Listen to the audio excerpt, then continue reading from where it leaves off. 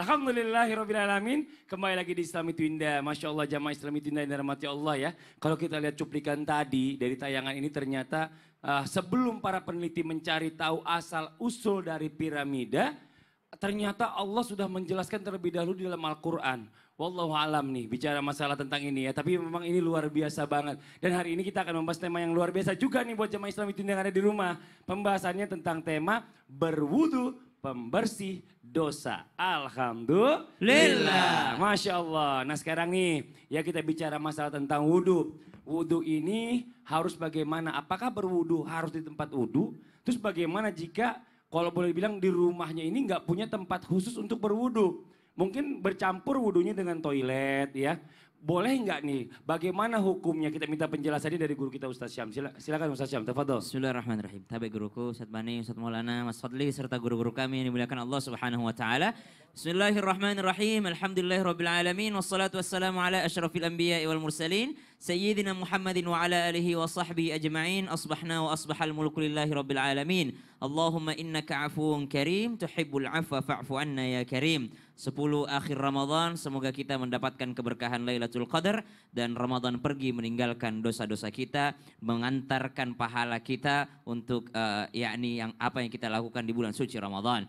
Bismillahirrahmanirrahim. Pertanyaannya, bagaimana seandainya di rumah kita tempat wudhu itu atau keran air buat berwudhu hanya ada di dalam toilet atau di dalam kamar mandi? Sahkah wudhunya seseorang di dalam kamar mandi? Maka jikalau sudah melaksanakan rukunnya wudhu, maka wudhunya sah. Jikalau sudah melaksanakan rukunnya wudhu, maka wudhunya adalah sah. Tadi diantaranya disebutkan di wajah, wujuhakum wa aidiakum ilal marafiq, tangan sampai siku, ru'usikum wa arjulakum ilal ka'bain, menyapu kepala kemudian kaki sampai mata kaki, niat dan tertib. Maka subhanallah akan sah wudhunya. Yang menjadi masalah adalah ketika berada di dalam toilet ini, apakah wudhu kita itu boleh membaca doa? Ya karena setiap wudhu itu kan mestinya diisi dengan zikir-zikir. Karena pernah diajarkan oleh guru kita bahwasanya ketika membasuh wajah berdoa ini, ketika membasuh tangan, mudah-mudahan tangan kanan yang mengambil catatan amal, membasuh kepala, membasuh kaki, itu semua ada doanya. Ketika berkumur kita berharap semoga nanti meminum sungai Al-Kautsar. Maka subhanallah, apakah doa dan zikir ini boleh kita ucapkan di dalam kamar mandi? Maka jumhur ulama memakruhkan mengucapkan zikir di dalam kamar mandi. Jadi hukum membaca zikir di dalam kamar mandi adalah makruh. Sedangkan orang yang, jangankan zikir ya, dalam kamar mandi itu tidak boleh menjawab salam. Dalam kamar mandi ketika Anda bersin jangan mengucapkan hamdalah. Ketika dalam kamar mandi mendengar orang bersin jangan mendoakannya. Ketika dalam kamar mandi jangan mengucapkan kalimah-kalimah Allah. Yang dimaksud dengan keharamannya adalah ketika sementara buang hajat. Ketika sementara buang hajat maka haram menyebut nama Allah. Tapi kalau tidak sementara buang hajat, sementara dalam kamar mandi makruh menyebut nama Allah. Jadi ada dua hukum. Makruh ketika berada dalam kamar mandi, haram ketika sementara buang hajat. Maka ketika orang berada dalam kamar mandi sementara dia berwudu, selama rukunnya sudah dipenuhi, maka wudunya tetap sah. Cuma ada yang harus diperhatikan. Apa yang harus diperhatikan? Tempatnya. Karena jangan sampai ada bekas-bekas najis di lantainya atau apapun itu, maka itu mesti dibersihkan terlebih dahulu. Maka perhatikan kebersihan lantai. Kenapa? Karena kalau kering, kalau udah pernah ada bekasnya di sana, sementara dia kering, lalu kita habis wudu, kaki kita basah, maka menyentuhnya, maka termasuk lagi najis lagi di sana. Maka jangan sampai ada bekas-bekas najis di lantainya, dibersihkan terlebih dahulu, lalu silahkan berwudu. Maka doanya kapan? Berdoanya adalah sebelum masuk kamar mandi, baca basmalah, baca doa Allahumma inni a'udzubika minal khubuthi wal khaba'ith sebelum masuk kamar mandi, lalu berwudu tanpa menyebut nama Allah di dalamnya. Kalau di dalam hati insya Allah masih aman. Jangan sampai terucapkan. Kalau terucapkan menjadi makruh, kalau sementara buang hajat menjadi haram. Maka berdoalah niatnya dalam hati, kemudian keluar baru berdoa lagi astagfirullah, astagfirullah, astagfirullah, baru membaca doa sehabis wudu. Maka insya Allah berwudu dalam kamar mandi selama rukunnya dikerjakan sempurna, maka sah wudhunya. Wallahu ta'ala alam. Masya Allah, jadi Islam juga nggak memberatkan juga Enggak, ya. Buat enggak. terutama orang-orang yang punya rumahnya kecil. Subhanallah. Nggak besar. Iya, betul. Nah ini kita lanjut lagi. Terima kasih banyak Ustaz Syam atas Ya. penjelasannya.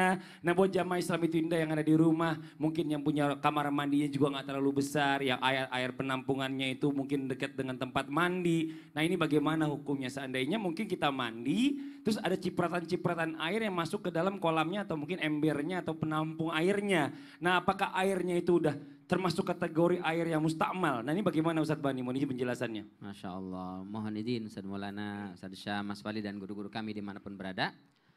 Alhamdulillah wassalatu wassalamu ala rasulillah wa ala alihi wa ashabihi wa mawalah la hawla wa la quwata illa billah.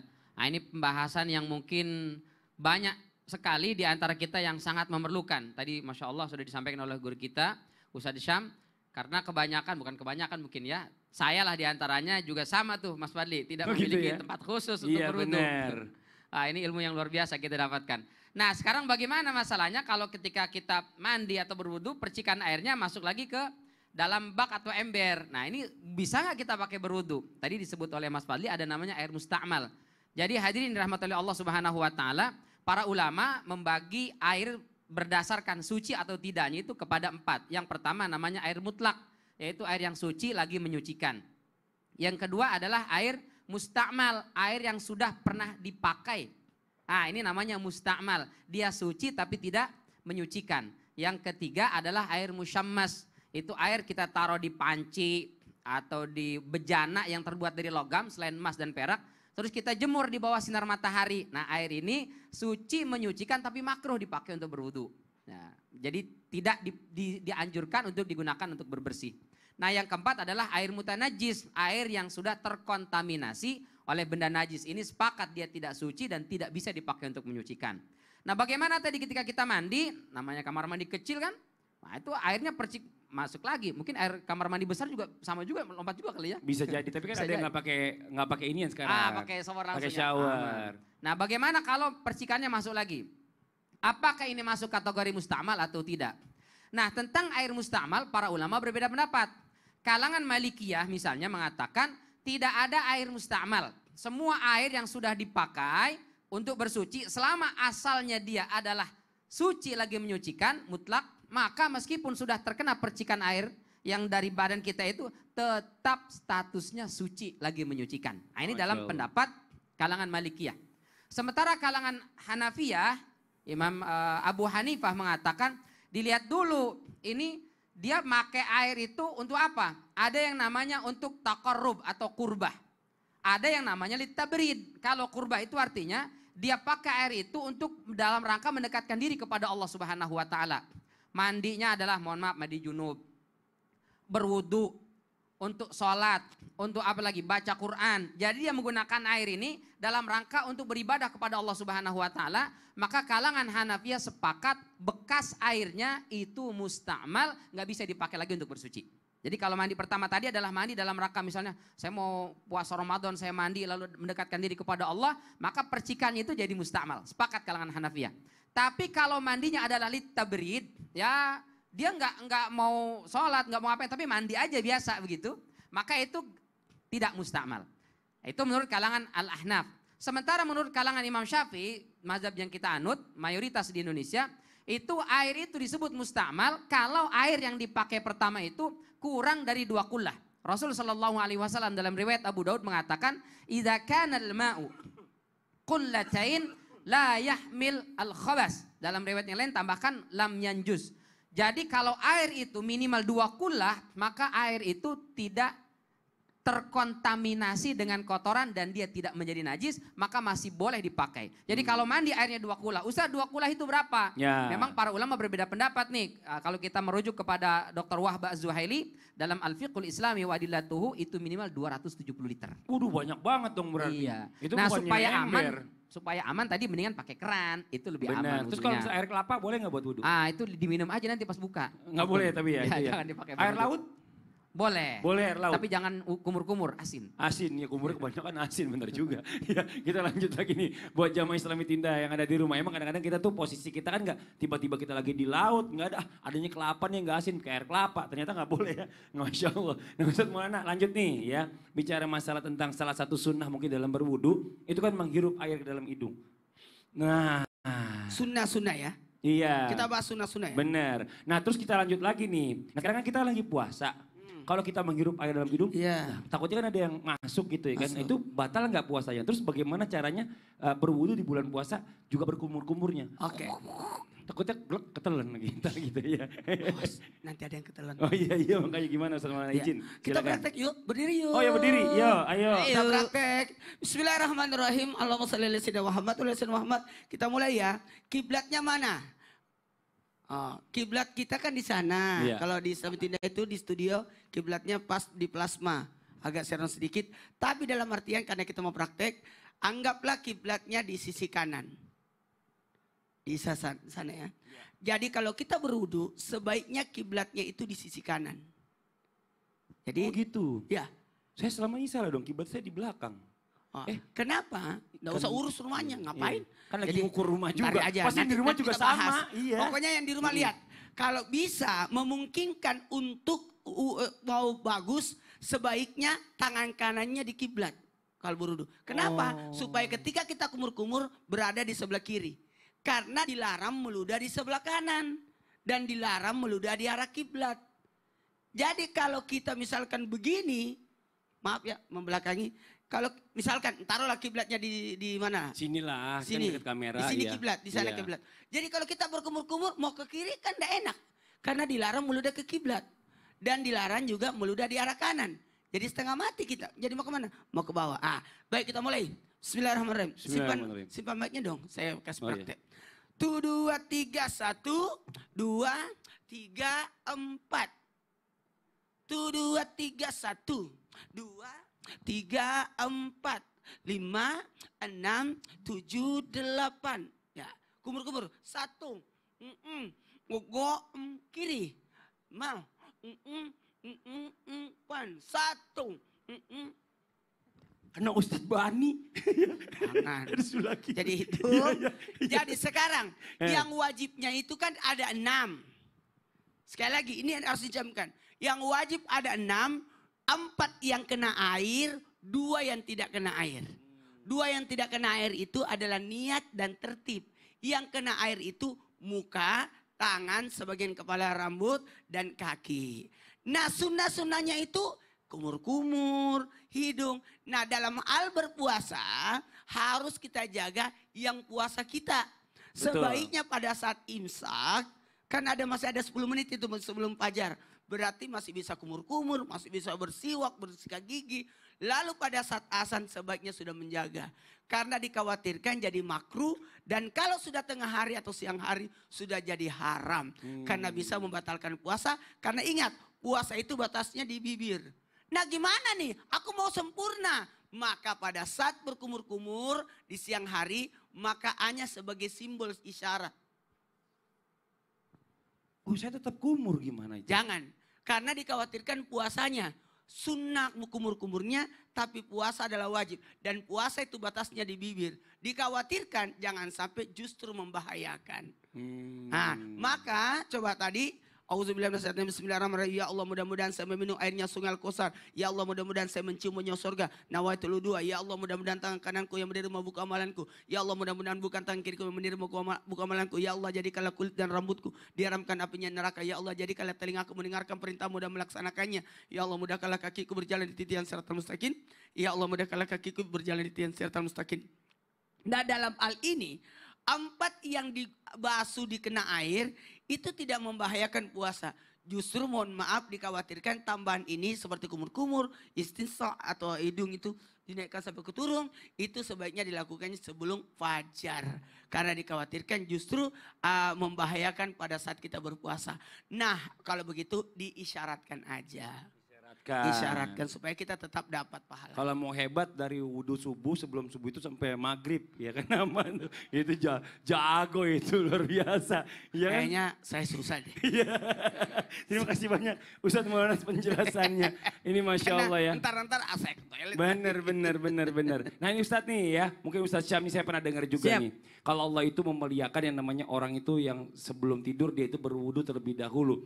Tapi apa saja sih kalau bisa kita boleh tahu ya kemuliaan yang dapat ketika kita wudu sebelum tidur. Sedangkan pada saat kita tidur wudunya batal. Mohon izin penjelasannya, silakan Ustadz Syam. Bismillahirrahmanirrahim. Tabe guruku, Ustadz Bani, Ustadz Maulana, Mas Fadli, serta guru-guru kami yang dimuliakan Allah Subhanahu wa taala. Rabbi syrah li sadri wa yassir li amri wa hlul 'uqdatam min lisani yafqahu qawli waj'al li wazira min ahli. Amin amin amin ya rabbal alamin. Maka orang ada yang diikuti oleh malaikat sampai tidurnya. Bahkan dijagain oleh malaikat sambil didoakan oleh malaikat. Jadi malaikat tuh ngikutin, kemudian berada di sampingnya, kemudian para malaikat mendoakannya, ya Allah ampunilah si fulan karena ia berangkat ke tempat tidurnya menuju tidurnya dalam keadaan bersuci. Hadis riwayat Ibnu Hibban. Maka subhanallah keutamaan orang yang berwudu sebelum tidur, maka ia didoakan oleh para malaikat agar Allah mengampuni dosa-dosanya. Subhanallah, itu keutamaan yang pertama. Keutamaan yang kedua, wudu itu tameng. Wudu itu adalah perisai, wudu itu adalah senjata bagi seorang yang beriman. Ketika orang tidur di waktu malam, biasanya sihir-sihir akan datang. Biasanya orang yang iri dengki. Makanya ada surah Al-Falaq. Qul a'udzu birabbil falaq min syarri ma khalaq. Berlindung dari apa? Min syarri ma khalaq. Dari segala kejahatan yang diciptakan Allah Subhanahu wa taala, makhluknya Allah. Karena kadang-kala tidak niat jahat tapi akhirnya jadi jahat. Misalnya kecoa gitu ya atau semut. Ada orang tidur belum berwudu gitu. Bahkan tidak minum. Ada bekas-bekas manis di bibirnya. Bangun-bangun subhanallah langsung seksi bibirnya. Tebal dia bibirnya. Subhanallah. Kenapa? Karena digigit semut. Apakah semutnya niat jahat? Semutnya tidak niat jahat karena memang makanannya di situ manis. Makanya min syarri ma khalaq, dari segala kejahatan makhluknya Allah Subhanahu wa taala. Wa min syarri ghasikin idza waqab wa min syarri naffatsati fil 'uqad wa min syarri hasidin idza hasad. Waktunya sihir keluar, waktunya guna-guna subhanallah di malam hari, maka jadikan wudu sebagai senjata. Orang yang tertidur dalam keadaan ia sebelum tidur berwudu, maka dia insya Allah menganggap dirinya sedang melindungi dirinya dengan basuhan air wudu yang subhanallah berpahala. Yang ketiga, keutamaan berwudu sebelum tidur, wudu itu berpahala. Maka tidurnya pun berpahala. Subhanallah. Kita ingin nih segala kegiatan kita berupa ibadah. Wa ma khalaqatul jinna wal insa illa liya'budun. Dan tidaklah diciptakan jin dan manusia kecuali untuk beribadah. Maka kalau mau tidurnya bernilai ibadah, lakukan tidur setelah kita berwudu. Maka dimuliakan oleh Allah Subhanahu wa taala orang yang tidurnya setelah ia berwudu. Dan yang keempat, keutamaan berwudu sebelum tidur tentu saja mengikuti sunnah baginda Nabi Muhammad sallallahu alaihi wasallam. Rasulullah sebelum tidur bukan hanya berwudu, Rasulullah menyisir rambutnya, Rasulullah memakai minyak wangi, Rasulullah bersiwak, Rasulullah bersih-bersih sebelum menuju tempat tidurnya. Sembari membersihkan juga tempat tidurnya dikibas-kibaskan pakai sapu lidi ya, subhanallah. Maka ternyata berwudu memiliki keutamaan yang luar biasa di dalam agama kita. Bukan hanya sebagai salah satu prasyaratnya orang sholat, prasyaratnya orang ibadah, tapi ternyata wudhu juga termasuk ibadah. Kalau wudhu termasuk ibadah, maka tidurnya orang yang dalam keadaan berwudhu, maka terhitung juga ibadah. Bukankah kita pernah mendengar tidurnya orang berpuasa adalah ibadah? Maka kalau ditambah lagi dengan wudhu, maka tidurnya double pahalanya. Apalagi di bulan suci Ramadan, berwudhu dia, kemudian baca Quran, kemudian ketiduran ketika dia membaca Al-Quran, maka terhitung orang yang membaca Al-Quran sampai ia terbangun. Inilah orang-orang yang mendapatkan keutamaan. Bahkan dalam riwayat disebutkan, orang yang berwudhu kemudian dia tertidur dan mati meninggal dalam keadaan tidurnya, maka terhitung syahid dalam tidurnya. Enak banget. Orang kalau syahid harus berperang dulu di masa baginda Nabi SAW. Di masa para salafus saleh, di masa para sahabat, orang kalau mau dapat mati syahid dunia akhirat, mereka ikut berjihad. Ya, mereka berniat jihad fi sabilillah karena Allah Subhanahu wa taala, bukan karena ingin dikatakan perkasa kuat-kuatan, tapi ternyata bisa tidur mendapatkan pahala jihad fi sabilillah, mendapatkan syahid yaitu tidur dalam keadaan berwudu. Wallahu taala alam, semoga kita mudah mengamalkannya. Masya Allah, luar biasa ya Ustaz Syam, Amin, ternyata amin, wudhu itu ya sebelum tidur ya, biasa. kalau sampai meninggal, wah langsung ke kategorinya syahid ya. Kategorinya luar biasa, Masya Allah. Nah sekarang kita mau coba jawab pertanyaan dulu nih dan di Instagram nih. Nah ini ada pertanyaan-pertanyaan yang unik nih tadi saya baca nih ya. Coba nih dari Ayuningsi_321. Assalamualaikum Ustadz, saya mau bertanya bagaimana hukumnya ketika sudah mandi lalu kita ingin berwudu namun belum berpakaian lengkap. Apakah wudunya tidak sah Ustadz? Nah ini habis mandi sekalian wudu. Belum pakai baju, bagaimana sah nggak kira-kira Ustadz Syam? Tetap sah selama menjalankan rukun-rukunnya, namun kurang adab. Ya, namun kurang adab. Karena Nabi SAW mandi saja itu dalam keadaan memakai sarung. Jadi mandi saja baginda Nabi SAW itu tidak pernah yakni membuka kain atau yakni bertelanjang bulat dalam keadaan mandinya. Jikalau Nabi mandi saja masih melindungi dirinya dengan kain, apalagi dalam keadaan berwudu. Orang yang berwudu tidak menggunakan kain sama sekali selama tertutup itu tetap sah. Ya, tertutup toiletnya atau kamar mandinya, tidak kelihatan sama orang lain, ya, cuma ada dia sendiri, sah wudunya, tapi kurang adab karena adabnya yakni dengan menggunakan handuk atau tertutuplah bagian-bagian yang sensitif. Maka nasihat untuk diri sendiri dan untuk semuanya, jikalau mau berwudu setelah mandi pakai handuk dulu, pakai handuk kemudian setelah diikat handuknya barulah berwudu dia. Dan pesan dari orang tua kami juga ini untuk jamaah dan untuk kami sendiri sebagai nasihat, yakni jangan pernah keluar dari kamar mandi sebelum berwudu. Wallahu ta'ala. Gitu, saya kirain kayak gimana kali itu ya. Bagus juga tapi ya pertanyaannya ya. Ya alhamdulillah. Biasanya ini semangat kalau habis dengar tausiah. Kok kayak nahan sesuatu? Enggak ini, saya bukannya nahan sesuatu tapi saya pengen pipis. Maaf ya. Langsung. Enggak lah, Jangan ditahan-tahan Mas Fardi. saya lagi menjaga wudhu saya kayak imam-imam terdahulu sampai sholat berikutnya. Jaga wudhu sih jaga wudhu, tapi nggak sampai nahan buang air gitu juga. Oh gitu? Lah nggak Jadi kayak boleh? gitu. Ya, Ya nahan. kalau gitu nggak saya- gitu. Saya ke toilet dulu ya jamaah ya. Lah. Yang di rumah jangan kemana-mana, tetap di Islam itu indah. Jamaah, oh jamaah, alhamdulillah. Lah. Ya.